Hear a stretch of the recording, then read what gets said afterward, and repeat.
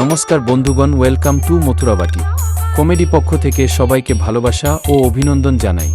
একই জ্যৈষ্ঠ শনিবার শ্রী শ্রী শ্মশান কালী পূজা উপলক্ষে সবাইকে জানাই সাদর আমন্ত্রণ।